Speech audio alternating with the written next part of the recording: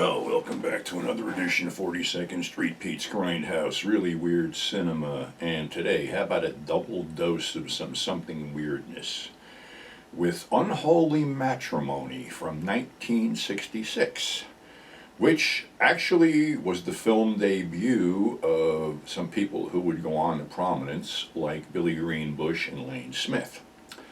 Now, this opens up with some guy getting beat up by an unknown thug, and it winds up that he's some kind of newspaper owner who was investigating ads about wife swapping and blackmailing and things like that, because it seems that a certain group of wife swappers are pretty much filming the stuff and then blackmailing the husbands.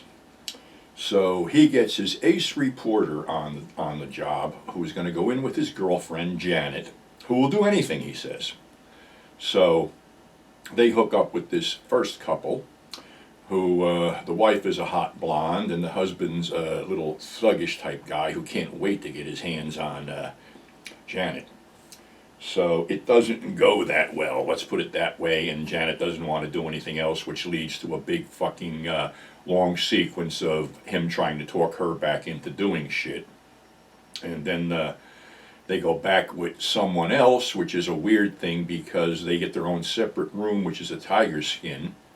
And the other couple basically listens to them making it, which they don't. They just fake the whole thing. And then they get it on with each other while they're listening to the fake making it. Strange. Anyway, he keeps calling back his boss and asking for more time, because there's a $5,000 bonus at the end of the day. And he actually promises Janet to marry her when they get the bonus and shit. So the next conquest or whatever is this loudmouth cowboy with a pretty hot wife, and that doesn't work out too well. But two vice cops get onto the thing, courtesy of the editor of the paper, and find out that basically it is the loudmouth cowboy and his girl that are doing the blackmailing shit. And there's a confrontation, and they get arrested. Sound exciting? Well, it's really not that exciting. It's a titty movie with too much in between the titties. Let's put it that way. There's too much plot and too much bullshit going on to make it even a good titty movie. So, like I said, the only thing it's notable for is the film debuts of Billy Greenbush and Lane Smith, which are pretty much uncredited. So, let's see what else we got here as we segue into 1969 for Wanda, the Sadistic Hypnotist, or just the Sadistic Hypnotist in general. Wanda is a real tall dominatrix who can hypnotize people.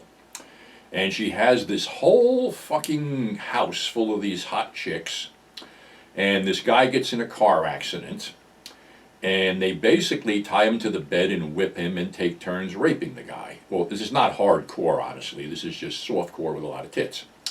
And then there's an escaped mental patient with a white jacket. And the reason you know he's an escaped mental patient is because it's written on the back of the fucking jacket.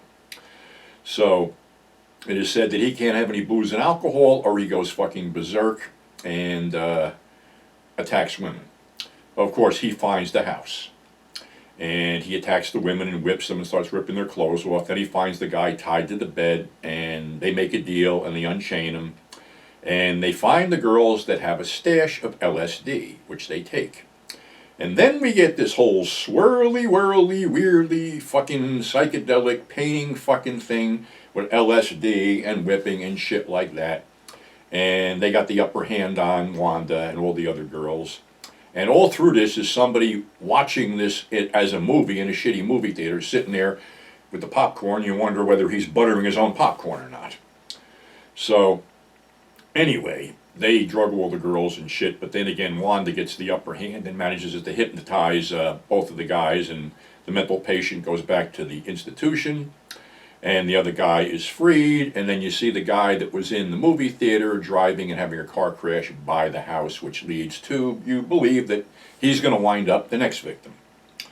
So I don't know if these are available or not. These might have been the out-of-print ones from Something Weird, because it seems like somebody bought a nice big chunk of the catalog and is loath to be putting these things out. So I don't know what's going on with that. But back to something else. last night Jimmy Kimmel came back on the air and basically torched the entire Trump administration. There was a huge boycott of Disney, ABC, and all these stations in general because Mr. Trump cannot take a fucking joke. Unlike every other president before him, he goes after comedians. And we have to remember history that, you know, in our last decades or so, 50 years, comedians held the administrations in check. People like George Carlin, Lenny Bruce, Sam Kinison, and all them guys, Al Goldstein, Frank Zappa, Hunter S. Thompson as writers, all held the administration in check.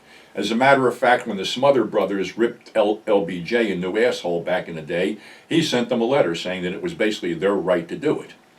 Well, as we know, rights and Donald Trump don't go hand in hand. And basically, when you start censoring entertainers and censoring newspapers and censoring that, we're on a downhill slide into fascism.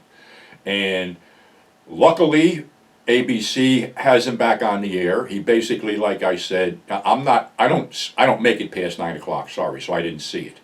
But my whole point is I'm anti-censorship. Somebody called me out on the whole Charlie Kirk thing that I was not a proponent of free speech if I wanted to censor Charlie Kirk. There's a big difference between free speech and speech that stirs up violence and hatred.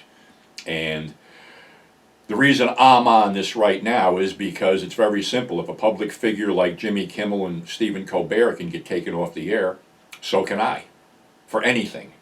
And you have to realize that what's going on is people that are behind all this bullshit, because, you know, Trump's too fucking stupid to think for himself anyway. He's being pumped. They want all this shit gone. They want all the great shit that I talk about gone. They don't like this stuff. They want the porn gone. They want the horror movies gone. They want everything gone. They've already fucked with movies with Disney, with the French Connection, which I said before.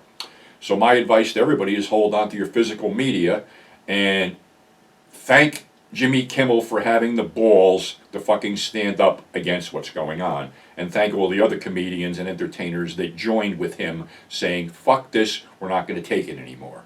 So I know people here don't like me to get on politics, but when this thing comes down where it affects all of us, when we're being told what we can watch, who we can hear, what we can see, that's fucking bullshit. So let's fucking end this shit. Let's end this stupid fucking regime once and for all.